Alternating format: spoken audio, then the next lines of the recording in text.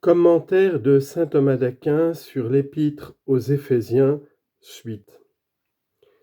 Quand l'apôtre dit ensuite qu'il nous a élus, il rappelle la grâce de l'élection et en relève le prix, parce que, premièrement, elle est libre en lui-même, deuxièmement, éternelle en disant avant la création du monde, troisièmement, féconde en disant afin que nous soyons saints et irrépréhensibles devant ses yeux.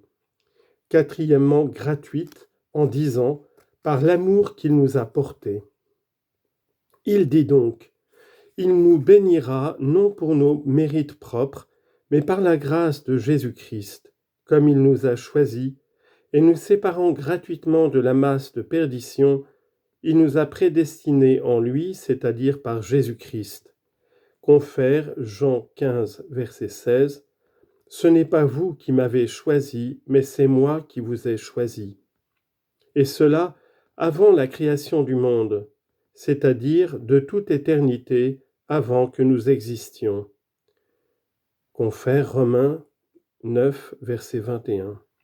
Car avant qu'il soit né, afin que le décret de Dieu demeure selon son élection, il nous a choisis, dis-je, non point parce que nous étions saints, puisque nous n'étions même pas, mais il nous a choisis à cette fin que nous soyons saints par la pratique des vertus et irrépréhensibles par la fuite des vices. Car l'élection a ces deux effets qui correspondent aux deux parties de la justice. Confère Psaume 33, verset 15.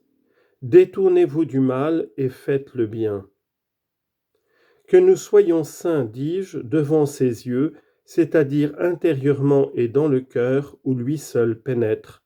Confère 1 Roi 16, verset 7. Le Seigneur voit le cœur, ou devant ses yeux, c'est-à-dire afin que nous le voyions, car le voir, c'est toute la récompense, suivant saint Augustin. Dieu n'a point agi ainsi pour nos mérites propres, mais par amour, ou par l'amour qu'il nous porte et par lequel il nous sanctifie.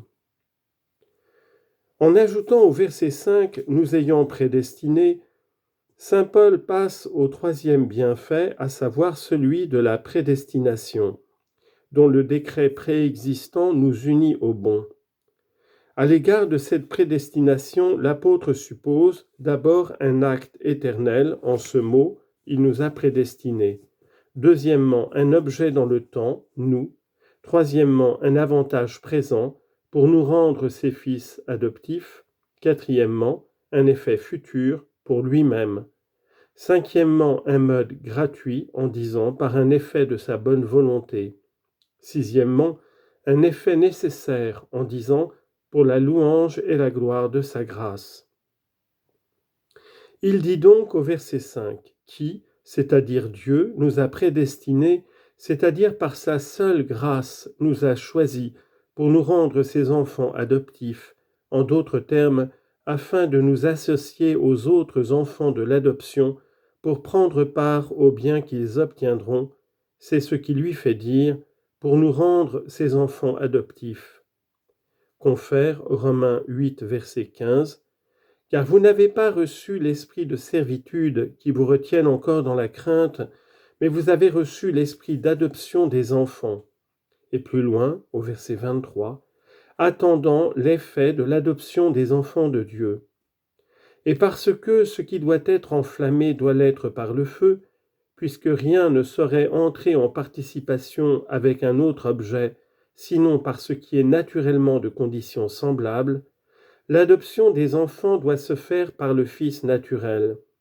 Aussi l'apôtre ajoute-t-il, par Jésus-Christ, et c'est le troisième caractère qu'il a signalé dans ce bienfait, à savoir un médiateur qui réunit les extrêmes. Confère Galates 4, verset 4. Dieu a envoyé son Fils formé d'une femme et assujetti à la loi pour racheter ceux qui étaient sous la loi et pour nous faire recevoir l'adoption des enfants de Dieu. Et cela en lui, c'est-à-dire en tant que nous entrons en conformité avec lui et que nous le servons en esprit. Confère 1 Jean 3, verset 1. considérez quel amour le Père nous a témoigné de vouloir que nous soyons appelés et que nous soyons en effet enfants de Dieu. On lit à la suite au verset 2, « Nous savons que lorsqu'il se montrera dans sa gloire, nous serons semblables à lui. » Il faut ici remarquer que les prédestinés ont deux sortes de ressemblances avec le Fils de Dieu. L'une imparfaite qui s'obtient par la grâce et retient ce nom d'imparfaite, d'abord parce qu'elle ne comprend que la réforme de l'âme dont il est dit ci-après, chapitre 4, verset 24, « Renouvelez-vous dans l'intérieur de votre âme et revêtez-vous de l'homme nouveau. » Ensuite, parce que dans ce qui concerne l'âme elle-même, elle a quelque imperfection. Citation, « Car nous ne connaissons encore que d'une manière imparfaite, comme il a dit 1 Corinthiens 13, verset 12. » L'autre ressemblance sera parfaite, elle se fera dans la gloire et s'étendra à la fois au corps, confère Philippiens 3, 21, et il transformera notre corps, tout vil et abject qu'il soit, afin de le rendre conforme à son corps glorieux. Et à l'âme, car lorsque nous serons dans l'état parfait, ce qui est imparfait sera aboli. 1 Corinthiens 13, verset 10. Ce que l'apôtre dit ici, que Dieu nous a prédestinés pour nous rendre ses enfants adoptifs, peut donc être rapporté à la ressemblance imparfaite avec le Fils de Dieu, laquelle s'obtient dans la vie présente par la grâce. Mais mieux encore à la ressemblance parfaite avec ce même Fils de Dieu, ce qui n'aura lieu que dans la patrie, adoption dont il est dit, Romains 8, verset 23, « Nous gémissons en nous-mêmes en attendant l'adoption des enfants de Dieu. » La cause de la prédestination divine n'est ni la nécessité du côté de Dieu, ni le droit du côté des prédestinés. Elle se fait bien plutôt, comme il le dit au verset 5, par un effet de sa bonne volonté. L'apôtre fait ressortir en ceci le quatrième bienfait, en ce que cette prédestination procède de la charité pure, car dans l'ordre logique, elle présuppose l'élection, et l'élection, l'amour.